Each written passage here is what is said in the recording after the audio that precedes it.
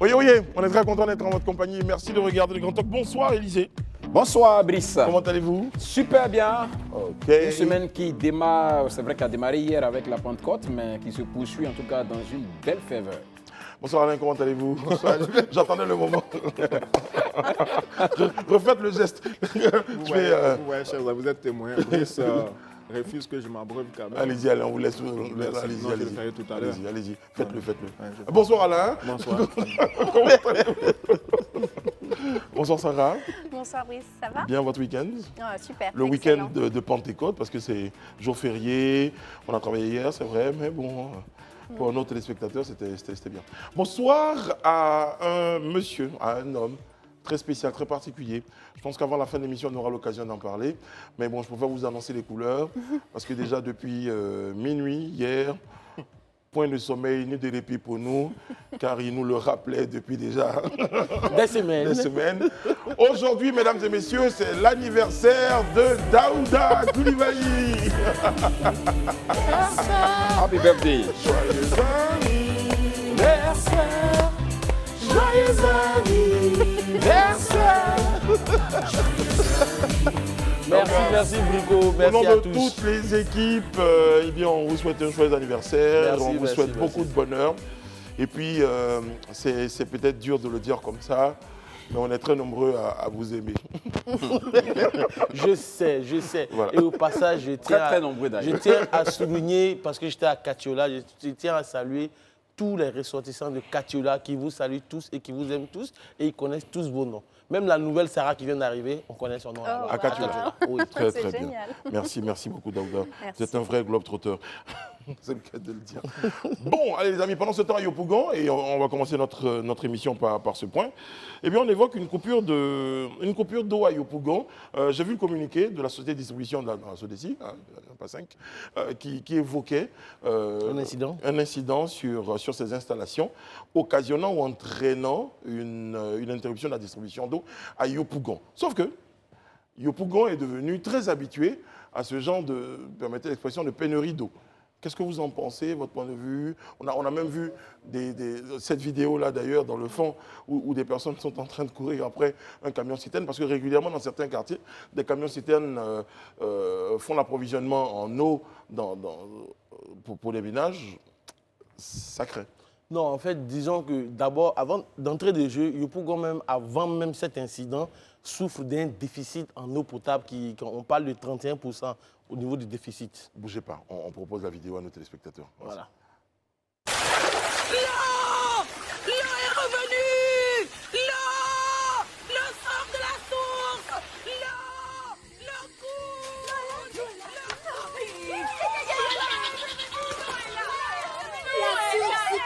C'est impossible. Regardez! L'eau est là! L'eau! L'eau est là! L'eau pour moi c'est là!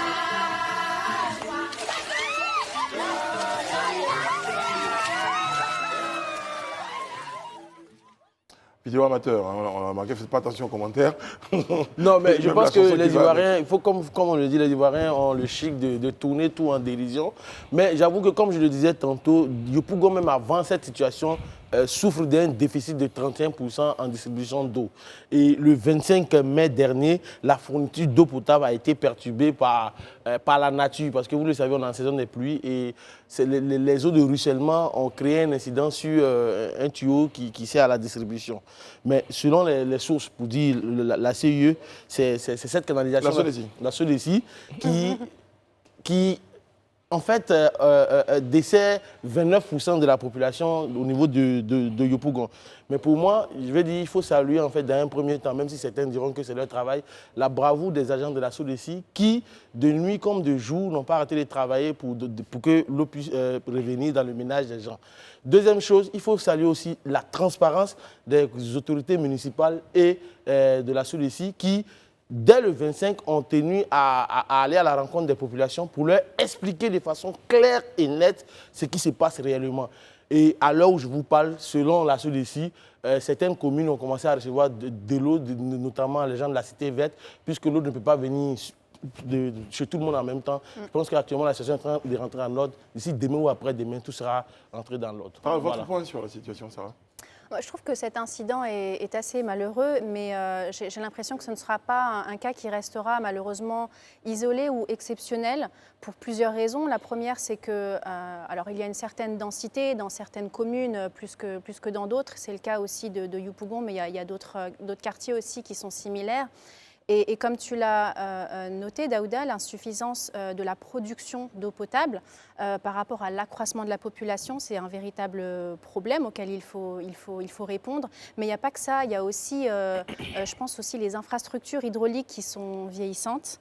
Et à ça s'ajoute, du coup, ça ne facilite pas, je dirais, le transfert d'eau dans les zones où il y a de la production d'eau potable vers les zones qui sont un petit peu moins favorisées. Et à cela s'ajoute aussi l'assèchement de certaines sources d'eau. Donc c'est un véritable problème. Et quand on regarde en plus de ça les données de la Banque mondiale, ils indiquent que voilà, 56% de la population nationale vit dans des zones urbaines et le taux de croissance annuel est de 5%. Et d'ici à 2050, plus de 2 tiers de la population se retrouvera dans des zones urbaines. Donc le problème ne fera apparemment que s'accentuer si on n'investit pas suffisamment dans ces infrastructures.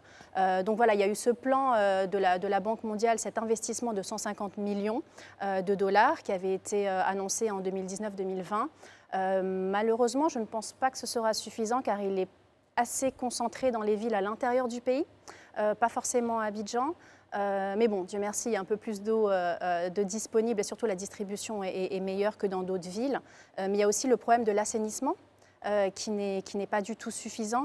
Dans le pays, il n'y a que 7 villes sur 200, 7 communes sur plus de 255 qui ont un système d'assainissement de l'eau. C'est vraiment insuffisant. Élisée Boulougue.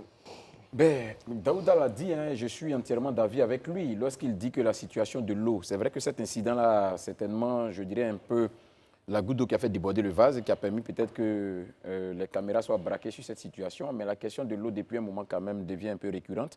C'est aussi bien à Yopougon que dans certaines communes d'Abidjan. Ceci est d'autant plus étonnant qu'il y a quelques années en arrière, les pouvoirs publics ont déployé de gros moyens dans la perspective de permettre vraiment à la population abidjanaise d'avoir de l'eau. Je me rappelle en 2017, on a lancé ce programme qu'on appelait Eau pour tous, un programme dénommé Eau pour tous qui devait s'élever autour de environ 1300 quelques milliards de francs CFA.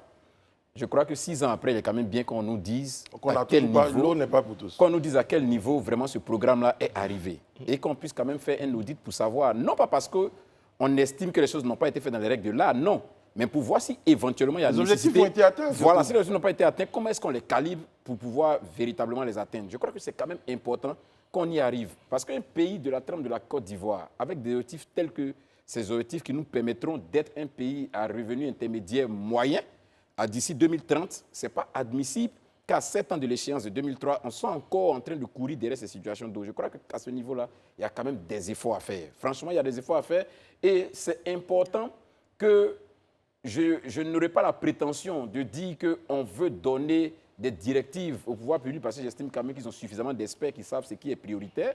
Mais on est tous unanimes qu'aujourd'hui, l'eau source de vie, pour moi, est prioritaire et très prioritaire par rapport à certains programmes que je ne néglige pas. Mais je crois que vraiment, il faut qu'on y aille. Là, il est prévu pour le programme pour 2030, d'ici 2030, d'investir près de 5 000 milliards de francs CFA dans la question d'eau.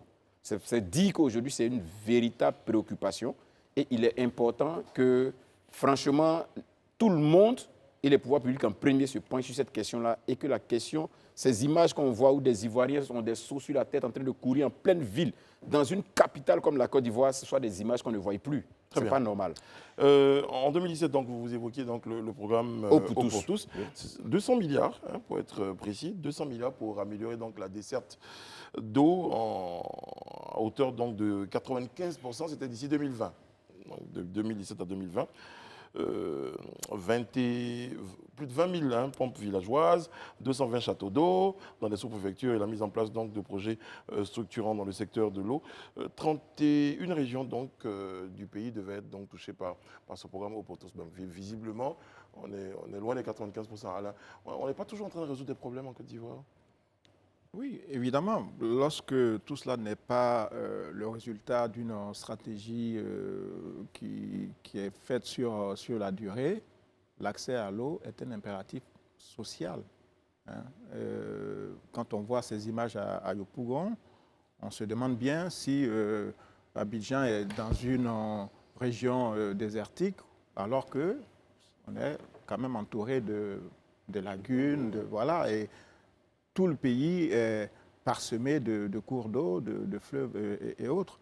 Mais c'est aussi le résultat de ce qui nous est arrivé il y a une trentaine d'années. Moi, j'aime toujours convoquer le passé parce que ça explique la réalité d'aujourd'hui. Que dit le passé que vous avez convoqué? Ben justement, tout à l'heure, Sarah parlait de la fameuse Banque mondiale, donc les institutions de Bretton Woods qui ont exigé de nos pays d'Afrique, dans le cadre des programmes d'ajustement structurel, que ces pays-là privatisent des compagnies, notamment eau, électricité et autres. Ce qui fait qu'aujourd'hui, la Côte d'Ivoire a environ 3% du capital de la société, je ne vais pas la citer, qui contrôle donc la gestion de l'eau. Mais les infrastructures, ce sont les impôts des Ivoiriens qui permettent de les financer.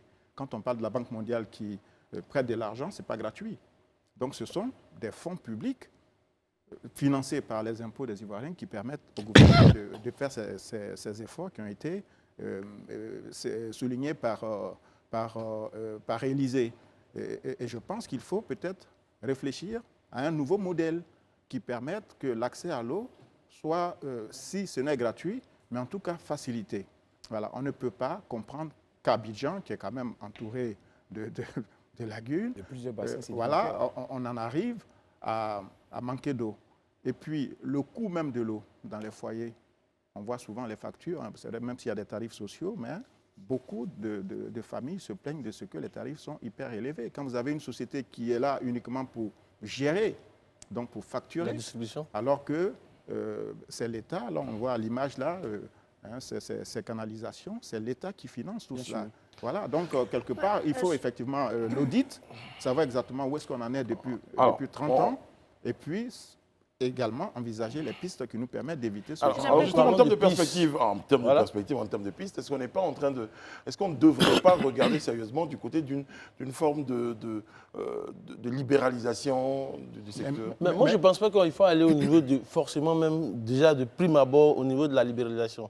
Pour moi, déjà, Sarah parlait de l'urbanisation et quand tu regardes les zones comme Yopougon, Abobo, où la population est assez agglutinée sur elle-même. Moi, je planche plutôt pour la décentralisation de notre administration. Dans la mesure où, selon les rapports de la Banque mondiale, du FMI, aujourd'hui, toute la population ivoirienne, je ne dirais pas toute, mais la majorité de la population ivoirienne vit au niveau d'Abidjan. Si on décentralise, forcément, les 31% de déficit d'eau que Yopougon a aujourd'hui, il n'allait pas avoir ce problème-là. Pour moi, il faut aller... Il va terminer. Pour moi, c'est la piste de solution que je donne. Ce sont des propositions. Il faut aller d'abord vers ça. Après, on verra d'autres pistes. On fait même mieux. On fait même mieux parce que là, vous déplacez juste le problème. La libéralisation, pour moi, c'est de donner aux collectivités locales la gestion de l'eau. On a, je crois, une douzaine ou 14 districts. Voilà, 31 régions. Alors non, il ne déplace pas le problème, il parle de la densité. Ça, il termine. Je vais terminer, mais ce n'est pas parce que vous déplacez 200 000 personnes à Yamoussoukro que vous réglez les problèmes qu'il y avait ici. Il va encore en être d'autres, notamment à Yamoussoukro. Mais comment est-ce qu'aujourd'hui... On règle le problème, justement, en donnant un peu plus de pouvoir et de puissance aux collectivités locales. Maintenant, quand on regarde... France, je vais vous donner un exemple. Pendant longtemps, je pense d'ailleurs que ça continue, la France, par exemple, avait des compagnies régionales de gestion de l'eau. On avait la Compagnie Générale des Eaux, on avait l'Eau de France, enfin, etc. Plusieurs compagnies qui étaient basées dans des régions. Donc en Rhône-Alpes, à Marseille, dans l'Est de la France, en Île-de-France, etc. Et ce sont ces compagnies-là qui géraient dans leur secteur donc l'eau et donc à la fois les investissements et la gestion. Mais avant d'arriver là, que la distribution soit générale pose problème selon vous.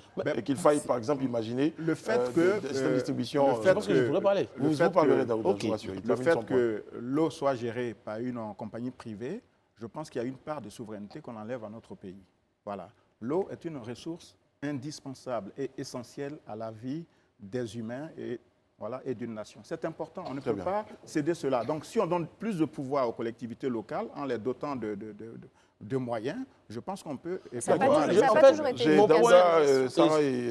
Moi, et mon j'ai point posé. sur la question, c'est vrai que même si vous estimez que je déplace le problème, moi, je suis régi par ce qu'on appelle la gestion axée sur le résultat. Là, actuellement, les populations de Yopougon ont des problèmes. Il y a des populations d'Abobo qui ont des problèmes. Tout à l'heure, tu parlais de la ville d'Abidjan où il y a des zones où il y a des problèmes.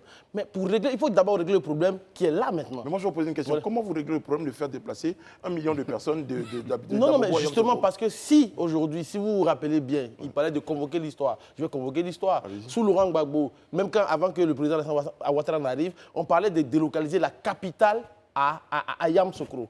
Mais dès l'instant qu'ils ont parlé de cela, il y a des Ivoiriens qui ont commencé à aller acheter des lopins de terre. Il y en a qui ont commencé à se déplacer pour partir. Parce que si l'administration est véritablement décentralisée dans ces régions, les fonctionnaires qui sont autour de 274 000 aujourd'hui, ou bien même des privés qui sont dans ce coin-là, ils vont aller dans ces régions-là pour aller s'installer. Donc le déplacement, on ne dira pas à 200 000 personnes, 1 million de personnes, allez-y là-bas comme ça. Non, Oui, allez envoyer je- l'administration, vous allez voir que les gens vont Je suis d'accord avec Daouda sur le point. Gérer le problème de la densité, ce n'est pas forcément déplacer une grosse masse de la population d'un point A vers un point B. Non, c'est de faire en sorte qu'il y ait moins, pour faire en sorte qu'il y ait moins de densité dans un endroit. Créer des villes, enfin pas forcément Yamoussoukro, mais même entre Cocody, le plateau, Marcory ou je ne sais quoi, on pourrait faire en sorte de travailler sur des plans pour qu'il y ait moins de personnes trop concentrées sur certaines communes ou certaines régions. Qu'est-ce que vous répondez? Mais par contre, ce que dit Alain, c'est autre chose. Lui, il parle de la différence entre le secteur public et le secteur privé. Moi, je pense qu'au contraire, libéraliser un secteur, ça a toujours été bénéfique parce que le secteur privé, déjà, apporte de l'expertise. Mais il est d'accord pour pas libéraliser là. C'est ça. OK, qu'on introduise le secteur privé à l'intérieur et que surtout, il y ait d'autres, qu'on puisse ouvrir en fait le secteur à la concurrence pour faire baisser les prix. Donc, laisser le secteur public tout gérer, pour moi, ce n'est pas forcément une solution. Au contraire. Bon, moi, je voudrais battre en brèche les propositions de Daouda quand il dit, par exemple, qu'il faut songer à décentraliser. C'est peut-être, je dis bien peut-être, une des solutions, mais ce n'est qu'un aspect des solutions. Parce que même pour sa gouverne, moi, il y a 4 jours de cela, j'ai des parents qui vivent à Odiéné. Mais Odiéné, ça fait 4 jours qu'ils n'ont pas d'eau. Ah. Ça fait 4 jours qu'ils m'ont appelé, ça faisait 4 jours qu'ils n'avaient pas d'eau à Odiéné. J'ai des parents qui m'ont appelé d'autres villes de l'intérieur où il y avait des coupures d'eau, qui n'avaient pas aussi d'eau. Donc ça veut dire que la Et ce question... n'est pas lié à la densité. Voilà, ce n'est pas forcément lié à la... Ça veut dire qu'il y a un véritable problème de gestion des infrastructures dont on dispose. Oui, on a cité le cas de Voilà, les d'accord avec ça. infrastructures, Donc, là, il n'y a pas que la densité, voilà, on a mais cité pour 4 résoudre ça, il y a une réalité aussi. Parce que c'est des C'est proportions. une caisse commune, le public.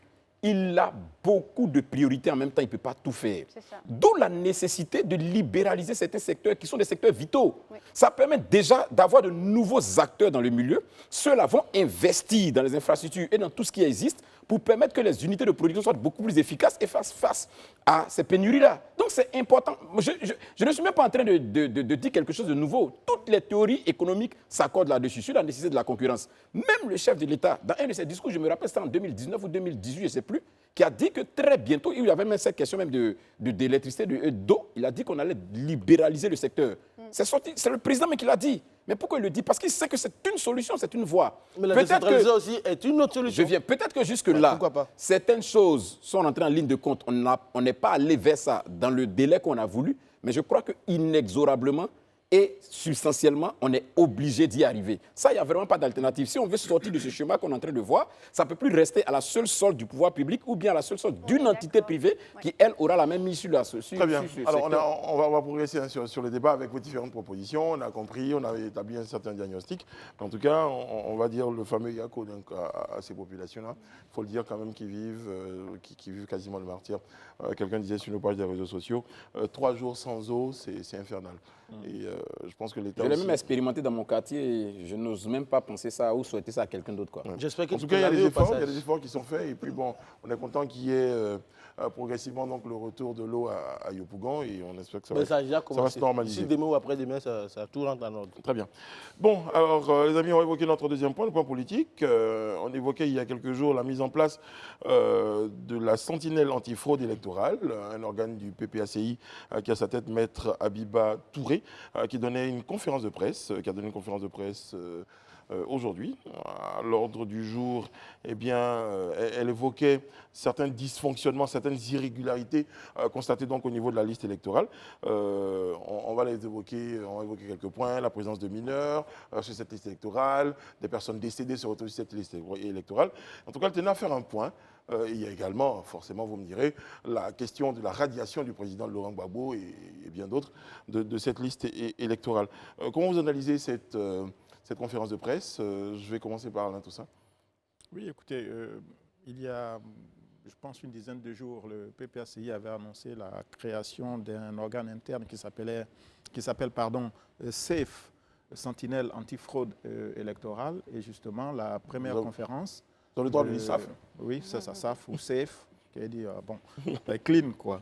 Et donc, justement, Maître Abiba Touré, qui était sur notre plateau ici il y a quelques jours, il y a exactement une semaine, je crois, a tenu une conférence de presse pour relever un certain nombre de dysfonctionnements liés à la liste électorale qui a été remise aux partis politiques. Elle a notamment souligné la présence de mineurs sur la liste électorale, de personnes décédées et même de centenaires que compterait le pays, puisqu'on a un électeur ou plusieurs qui seraient âgés d'environ 170 ans, ce qui est un record mondial. Et puis il y a d'autres anomalies et bien entendu l'absence de l'ancien président Laurent Gbagbo qu'elle a de nouveau relevé au cours de son intervention. Voilà. Donc après, on peut débattre. Bah justement, j'avais déjà fait le point. J'avais déjà fait le point. Voilà. J'entendais déjà votre point de vue. Daouda, déjà. Bon, moi, j'ai écouté, j'ai suivi la conférence de presse de Maître Abiba. J'assimile ses propos à des déclarations tapageuses pour ma part. Pour moi, il n'y a pas de quoi fouetter un chat dans la mesure où la CEI a déjà donné ses listes électorales aux partis politiques. Et pour ceux qui ont pris la peine de bien écouter le président de la CEI lors de cette présentation aux partis politiques, il avait déclaré que la liste, ils ont déjà estimé autour de 26 000 ou bien 27 000 personnes de la liste. Donc, forcément, aucune œuvre humaine n'étant parfaite, forcément, il dit aux partis politiques, allez-y, vérifiez, si on va aller au contentieux, tous ceux qui ne doivent pas être sur la liste, faites en sorte que cette liste-là soit propre pour nous tous. Mais je termine. Sur ce point. Mais je termine d'abord. Non, on va laisser vous relancer, Daouda. Je vous relance, Daouda. Parce que je comprends. Je veux dire, sur le premier point, vous aurez le temps de terminer, je vous promets. Mais sur le point si vous me coupez déjà dans l'esprit, je perds mes idées. Ah, c'est pour ça? Donc, terminez alors, si c'est pour cette raison. Donc, pour moi, j'estime que je ne comprends pas finalement l'empressement de mettre Abiba d'aller devant la presse, d'autant plus que dès le jeudi s'ouvre le contentieux et le contentieux s'ouvre exactement pour ces raisons-là. Si on estime qu'il y a des gens qui ont 170 ans, si on estime qu'il y a des mineurs de 3 ans, si on estime qu'il y a des irrégularités, on vient avec ces preuves, on va les montrer à la CEI. X personnes, Y personnes ne doivent pas être sur la liste, il y a ceci, il y a cela, et en fonction de ça, on les enlève. Si vous avez été débouté, vous partez il y a le Conseil constitutionnel qui est là pour aussi gérer tout ça. Donc pour moi, sincèrement, il y avait quoi? Il n'y a rien à fouetter. Très bien. Alors justement, ce que vous appelez tout à l'heure, déclaration tapageuse, si vous êtes à la tête d'un organisme qui est censé veiller à ce que des fraudes soient dénoncées, est-ce que Maître Abiba Touré n'est pas dans son rôle, en attendant le témoignage, le contentieux ou concomitamment au contentieux, de dénoncer un certain nombre de choses qu'elle a constatées? Mais la question que est-ce qu'elle n'est pas dans son droit? Tu diras peut-être qu'elle est dans son droit, mais moi j'estime que c'est la déclaration tapageuse dans la mesure où cette déclaration-là, ces propos-là, tu aurais pu aller les faire au contentieux. Ça ne sert à rien d'ameuter la presse si ce n'est pas qu'on ne parle que du PPACI. Il faut que le PPACI reste dans l'esprit des gens, tout et tout. Le PPACI est là, tu l'as déjà dit, on l'a déjà entendu. Pas besoin de faire tout ce tapage pour ça. Mais, voilà. Mais est-ce la première fois, je vais permettre de relancer Daouda Alain avec permission, est-ce la première fois aujourd'hui qu'il y a des situations qu'on peut régler la justice, mais que certains partis politiques dénoncent au niveau des... Mais justement, monsieur André, monsieur Brice, tenez-vous bien, c'est justement ce genre de déclaration tapageuse qui ameute les populations, qui met les populations dans une situation difficile, qui font qu'aujourd'hui, depuis des années, on parle de crise en crise, de situation de crise en crise. Pourtant, avec la loi, monsieur Brice, sachez-le bien, il faut que dans ce pays, on apprenne à respecter les lois que nous nous sommes données nous-mêmes, les formalités que nous nous sommes données nous-mêmes. Il faut les suivre et aller au bout de son processus. On ne peut pas rester au milieu du processus et décider de dire c'est comme ci, c'est comme ça. Élisée? Ben moi, je ne sais pas, hein. Honnêtement, je ne sais pas en quoi est-ce que Maître Abiba Touré, à travers sa conférence de presse, vient violer une loi ou vient violer une règle qui existerait. Je ne vois pas. C'est le droit du PPACI, et je le dis, et c'est à juste titre d'ailleurs, en remettant la liste électorale aux partis politiques, c'est justement à cet exercice-là que la CEI veut aboutir. Permettre aux partis politiques et à l'ensemble des Ivoiriens de scruter de fond en comble cette liste-là et en ressortir les anomalies éventuelles pour qu'on parvienne à une liste qui soit une liste consensuelle. Donc le PPACI est totalement dans son rôle. C'est son rôle absolu de relever tous les dysfonctionnements qu'il aura constatés. Alors le point d'Aouda, justement, c'est que ce rôle-là serait d'aller au contentieux plutôt que de faire des conférences de presse. Non, le point d'Aouda, oui, oui, à ce niveau-là, je suis d'avis. Je suis d'avis parce que pour moi, j'estime qu'il ne faut pas perdre toujours de vue la population face à laquelle on est. On est dans une période qui semble pour moi une période sensible parce qu'on a l'approche de velléité électorale. Et très souvent, quand on arrive à cette période-là, il y a des suspicions qui peuvent être légitimes ou illégitimes, mais de possibilités de fraude ou de fricotements qui sont en train d'être faits dans le but de permettre à un tel camp ou un tel camp de s'arroger la victoire finale. Donc, en allant sur la place publique et en dénonçant de cette manière, ça donne l'impression à certaines personnes qu'il y avait des choses qu'on avait cachées, qu'on n'a pas voulu que les gens voient et que malheureusement, ou du moins à notre avantage, on a pu voir et qu'on a mis au grand jour.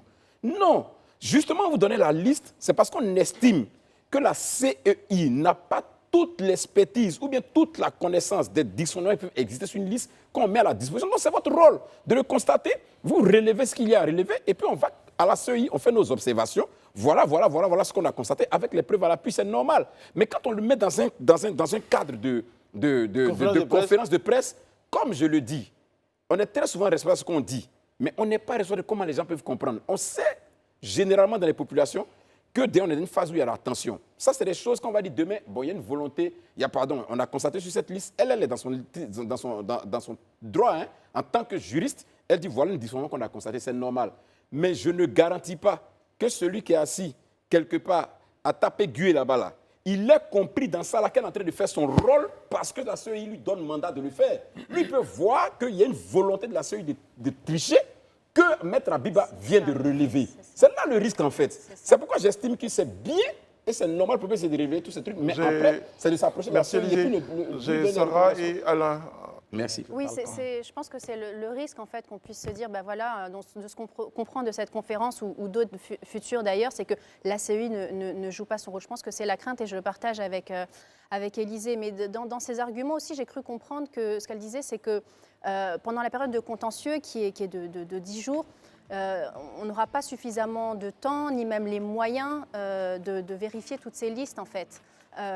Et je pense que c'est un argument qui doit être discuté un peu plus en profondeur parce qu'effectivement, il y a un premier filtrage qui est effectué, le plus gros filtrage, et ce qu'il reste à filtrer appartient maintenant aux différents partis politiques, à la population de le faire.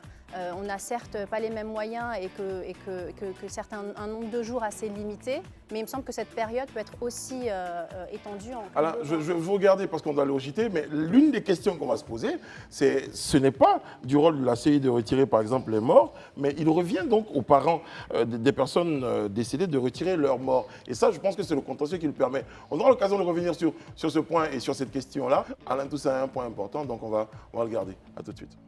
Nous sommes de retour sur le plateau du Grand Talk. Vous êtes à la maison, vous nous regardez sur les bouquets canal 206, le bouquet canal plus, le numéro 6 de la TNT, également sur nos pages des réseaux sociaux, où nous avons Dominique Yaba, Paul Kofi, Manassé Karamoko, pour ne citer que, Titi Logne, Miss Eba, Akissi, tous connectés, vous êtes très nombreux donc à être connectés.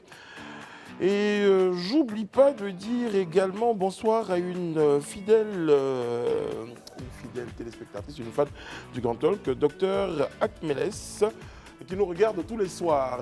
Et à propos de docteur, nous serons en compagnie tout à l'heure de Dr Nchodiane, épouse avocat. Elle est présidente de la Société ivoirienne de médecine générale et de médecine Deux familles, on aura l'occasion d'en parler. On voudrait parler avec elle, donc ce que c'est qu'un médecin généraliste. Et puis, pourquoi les gens s'intéressent. Ils vont de plus en plus vers les spécialistes et moins vers les généralistes. En tout cas, c'est une question que je lui poserai tout à l'heure. Bien avant, je vous l'avais promis, sur la question de la CEI, donc du contentieux et de la conférence de presse de Maître Abiba Touré, eh bien, on avait un point de M. Alain Toussaint, juste avant qu'on ne parte au JT. Alain, vous avez la parole. Enfin, pas un point, juste ma Votre point de réaction. vue, votre réaction. Voilà. Bon, je suis un peu surpris par les propos de mes amis, mais la conférence de presse, c'est un exercice normal dans une opération de communication quand il s'agit d'un parti politique. Permettez-moi, mais dans vos propos, quand même, j'ai vu une forme de tropisme anti-liberté d'expression, pour ne pas dire anti-PPACI. Voilà. C'est une vue de l'esprit. C'est une vue de votre esprit, Alain. Je pense. C'est une vue de l'esprit. Et ce que vous dites, quand même, montre que vous ignorez, excusez-moi, quand même, ce qu'est le code électoral. Voilà. Quand la CEI remet la liste électorale aux partis politiques, c'est bien pour que ceux-ci puissent en faire usage publiquement, communiquer là-dessus. Voilà. Maintenant, le fond du propos de Maître Abiba, des interpellations qu'elle fait, me paraissent quand même tout à fait justifiées, compte tenu des informations qu'elle et son équipe ont pu, je pense, récolter en consultant la liste électorale. Moi, je m'en tiens aux propos qu'elle a tenus, puisqu'on a le verbatim de sa conférence de presse. Bon, c'est tout ce qu'on peut dire. Maintenant, on ne peut pas lui prêter l'intention de vouloir s'aimer la zizanie, parce que c'est une opération de communication qui est propre aux partis politiques. Et d'ailleurs, cet après-midi même, le PDCI a pris le relais du PPACI pour dire que avec le PPACI, ils allaient mener des missions conjointes pour traquer la fraude, pour voir la transparence des opérations. Je pense que c'est plutôt de bon augure pour les élections que les partis politiques qui sont impliqués dans le processus électoral quand même s'accordent pour surveiller les élections. Moi, je pense que c'est une bonne chose. Très bien. Bon. Alors, moi, quand on va sortir de ce que Maître Abiba Touré devait dire ou pas, pour évoquer les questions. Il y a des personnes qui se retrouvent sur la liste électorale. On dit qu'il y a des personnes qui sont décédées. Je prends que ce cas-là. Il y a des mineurs et tout. Le contentieux, son rôle. Et là, j'ai un article, par exemple, l'article 12 du Code électoral, qui dit, par exemple, bon, je vais donner ça en caricature. Vous avez votre oncle qui était inscrit sur la liste électorale il y a quelques mois, et cet oncle est décédé. Donc, ça veut dire qu'il y a des personnes décédées, son nom est sur la liste pendant qu'il est décédé. C'est ça. Ou alors qu'il est décédé. Donc, il revient, selon ce qu'il dit, il revient à toute personne d'aller réclamer le retrait d'une personne décédée de la liste électorale. Mais avant d'arriver à ce point même d'abord, aujourd'hui, quand je vois aujourd'hui les gens s'asseoir, faire des conférences de presse pour dire oui, il y a des gens qui sont décédés. Mais ce n'est pas de la responsabilité de la CEI. C'est de la responsabilité. Parce que quand on commence l'enrôlement, que ce soit toute l'administration, que ce soit le ministère de la Justice, le ministère de l'Intérieur, c'est là qu'on fait les déclarations. C'est eux qui envoient les fichiers et il y a croisement de fichiers.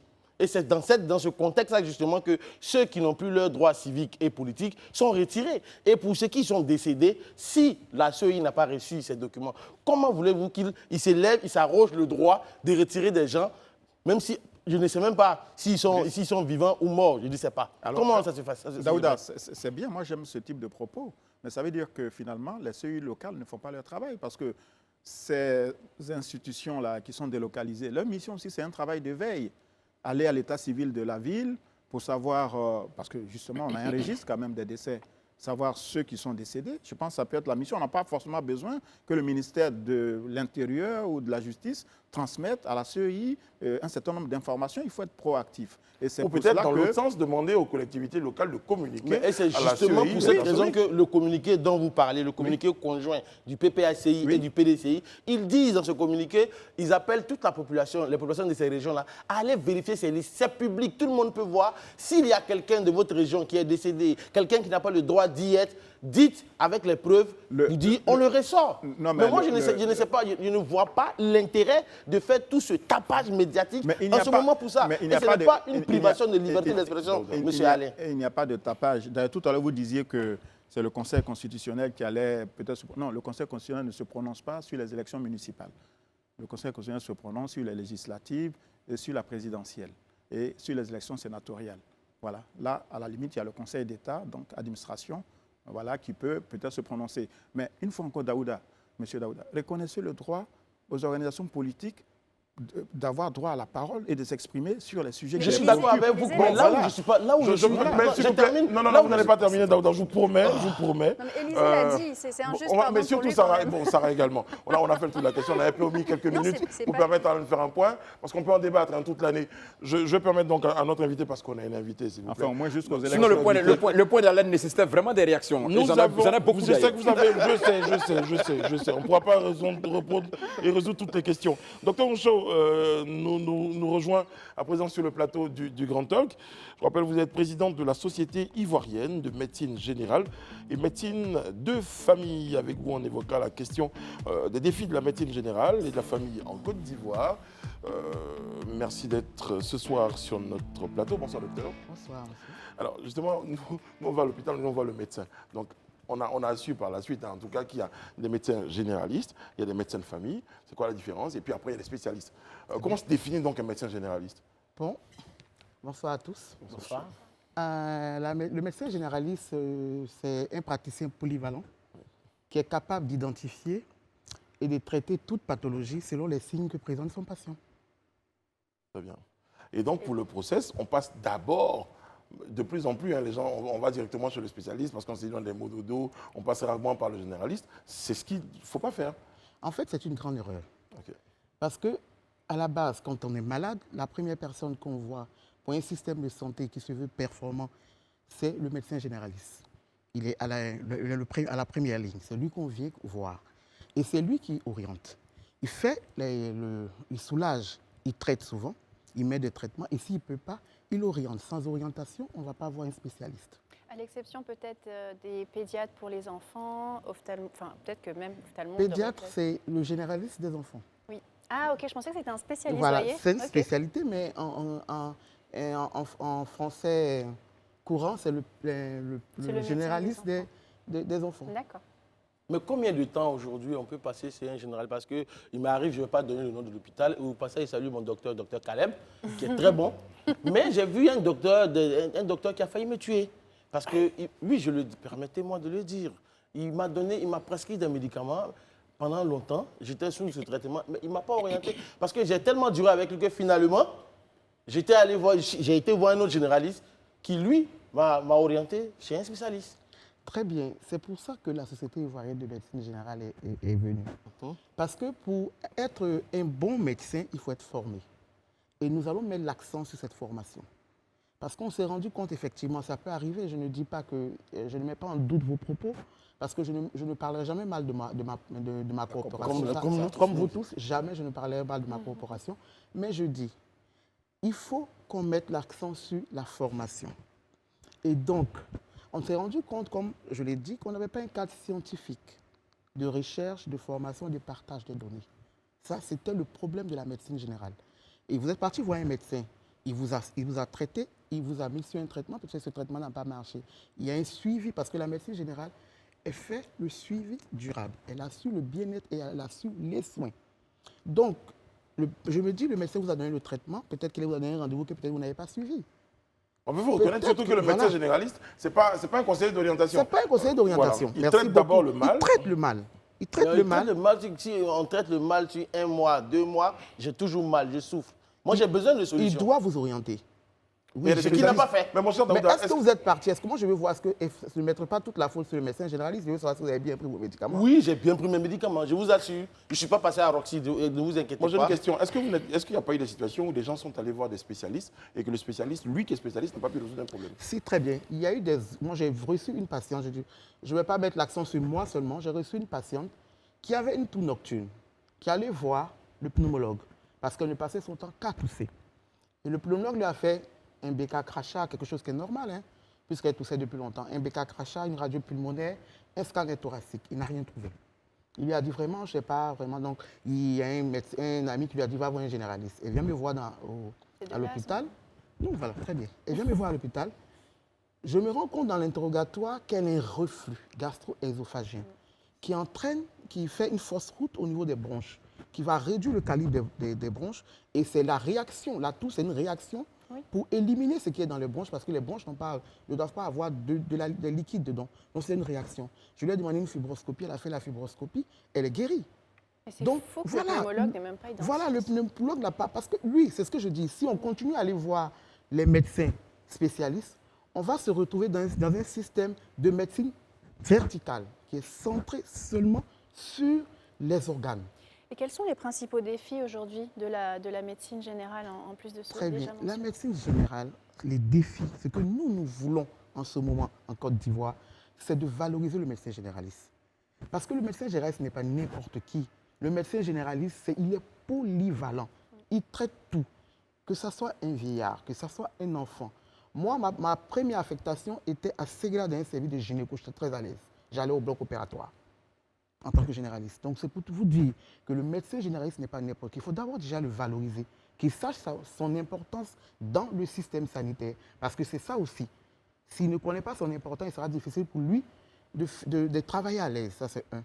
Et nous voulons aussi qu'il y ait une formation continue.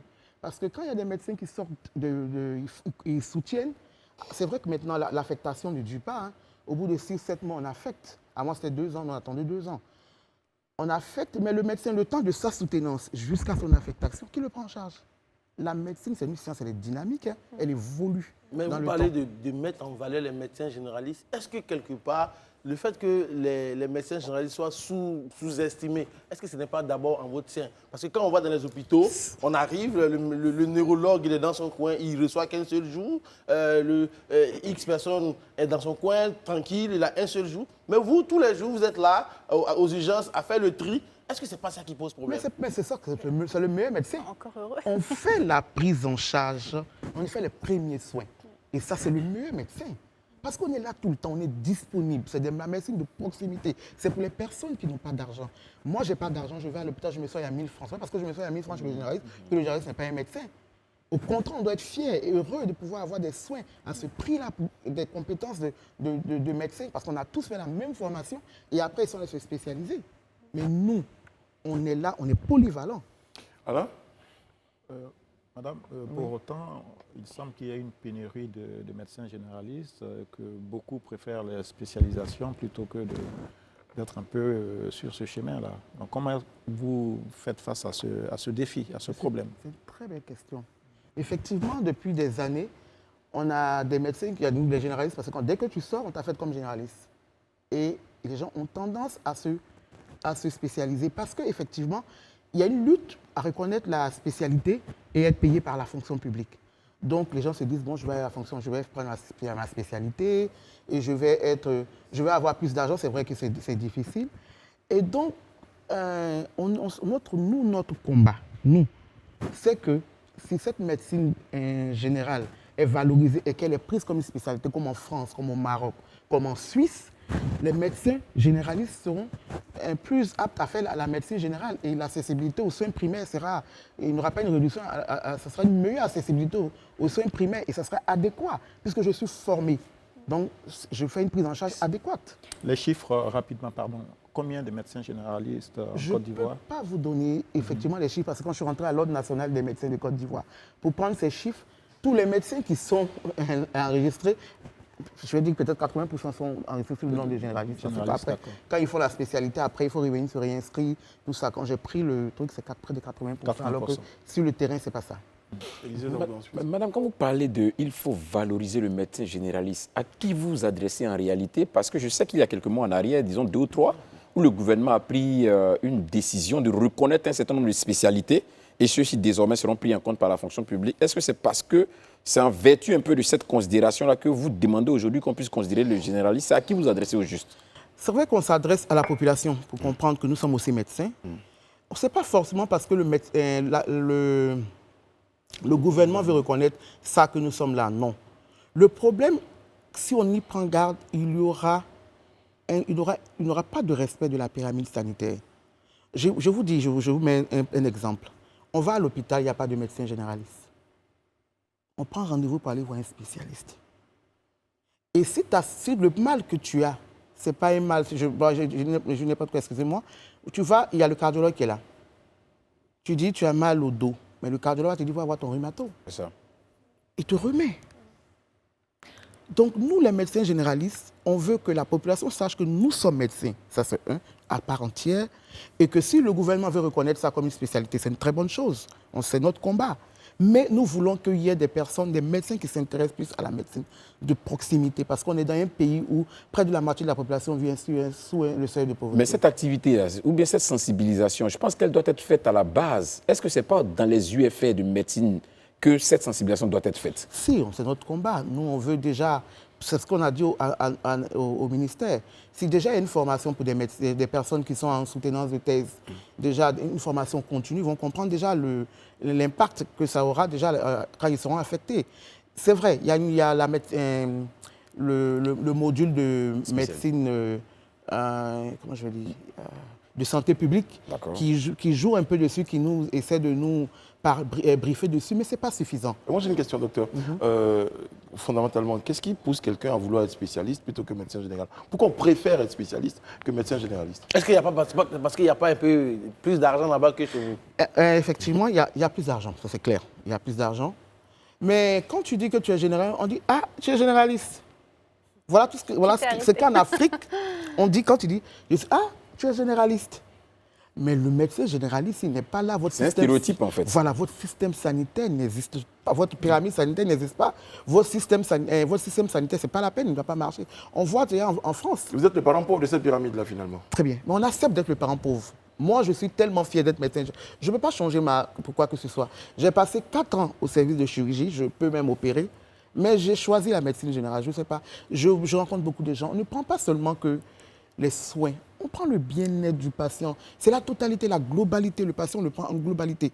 Que ce soit social, que ce soit psychologique, que ce soit physique. Nous, le médecin généraliste, voilà notre rôle. Et moi, j'adore ça. Mais vous parlez justement de ce rôle de prendre soin, tout et tout. Mais j'ai envie de vous poser une question. Je vous écoute. Quand on arrive à l'hôpital, généralement, les médecins généralistes nous donnent une batterie d'examens. Mais finalement, quand ils analysent les examens, ils savaient qu'on a fait des examens un peu en trop qui ne servaient à rien. Parce qu'en fait, je n'avais pas besoin de ça. Non, mais tu ne veux pas dire les médecins, vous dites certains. Merci. Je nuance, effectivement, je nuance. Certains médecins. Merci beaucoup. Certains médecins, effectivement, comme on dit en médecine, il y a une recherche étiologique. Si vous venez chez votre médecin et que vous lui expliquez clairement de quoi vous souffrez, j'ai mal là, le médecin peut vous donner. Mais il y a des médecins, il y a des patients qui viennent qui ne savent pas s'exprimer. Ils disent tout. Et le médecin, il est obligé de rassembler dans un signe, dans un syndrome. Donc, il fait des recherches étiologiques. Et les examens qu'on vous demande souvent, il y a des gens qui pensent que c'est anodin. Mais on peut avoir des céphalées et puis avoir une hypercholestérolémie. Qui veut dire? Le cholestérol est élevé, tu as des céphalées, tu as des vertiges, tu penses que tu as le palu, pour toi c'est une hypercholestérolémie. Très bien. Docteur? Donc, il faut faire ces recherches-là de façon approfondie pour comprendre. Aujourd'hui, j'ai compris, je vais dormir. J'ai une minute. Juste une petite merci, docteur, pour votre commentaire. Vous êtes une gentil. curiosité. Alors, parfois, les patients qui souffrent de palu, systématiquement, quand ils vont dans les cliniques, dans les hôpitaux, on leur fait des perfusions. Et très souvent sans examen préalable. Est-ce que vous pensez que c'est vraiment le bon chemin? En fait, je ne veux pas parler mal de ma corporation. Il y a des patients qui viennent en consultation, ils sont déshydratés, il faut forcément les réhydrater. Ça, il faut être clair dessus. Un patient qui vient, qui fait 40 degrés de fièvre, chez un enfant, on ne va pas attendre qu'il convulse. On va lui prendre une voie. On va lui mettre un antipyrétique. Ça, c'est la moindre des choses. Donc, c'est vrai qu'il faut toujours demander les antécédents du patient. Il faut toujours demander les antécédents. Est-ce qu'il est hypertendu? C'est pourquoi il y a un dossier, c'est pourquoi il y a un carnet. C'est pour ça qu'il y a un carnet. C'est pour ça que le médecin généraliste est important. Parce que quand tu es un médecin généraliste, il te suit, il connaît ton dossier. Il sait de quoi tu souffres. Moi, j'ai des patients que je connais. Que guérir. Voilà. Et c'est lui qui va t'orienter. Et quand il t'oriente, il te demande toujours de revenir vers lui. Parce qu'il y a ton dossier qui doit remettre à jour. Il faut surtout éviter l'automédication. En allant voir son médecin, on dit j'ai un palu, donc aidez-moi. Alors que, bon, voilà. Madame, je rappelle, vous êtes docteur, vous êtes la première présidente élue de la Société ivoirienne de médecine générale et de médecine de famille. Vous êtes docteur en chaud. Vos perspectives à la tête de votre organisation? Et comme vous avez dit, c'est la première, la première fois qu'on a la Société ivoirienne de médecine générale. Nous, comme on a dit, notre objectif déjà, c'est de valoriser la médecine générale. C'est d'améliorer la prise en charge du patient, améliorer l'accessibilité des soins, et puis rendre plus humaine la médecine générale. Voilà pourquoi on parle de médecine de famille. Parce que la médecine de famille, c'est de rendre plus humaine la médecine générale. C'est-à-dire que le patient est pris dans sa globalité et le patient est suivi. Et ce n'est pas seulement que le patient, c'est aussi la communauté. Je reçois un patient qui est diabétique, je n'ai pas besoin d'attendre que ses parents fassent le diabète. Je lui demande, est-ce que dans ta famille, il y a un diabétique? S'il dit non, tu demandes à ces personnes de venir, ils ne sont pas malades, mais c'est un suivi, c'est des mesures génétiques qu'on met en place. C'est ça le rôle d'un médecin généraliste et d'un médecin de famille. Merci docteur, je suis sûr qu'on aura d'autres occasions de vous avoir sur notre plateau pour d'autres informations. Merci d'avoir été en notre compagnie. Je rappelle que vous êtes docteur Diane Cho. Merci d'avoir été en notre compagnie. Merci Élisée, merci Daouda, joyeux anniversaire à nouveau.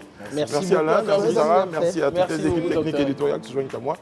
On va vous souhaiter une bonne fin de programme. Nous, on vous donne rendez-vous demain sur ce même plateau pour un autre numéro du Grand Talk. Prenez soin de vous et des autres. Que Dieu veille sur vous, qu'il veille sur votre santé. À demain.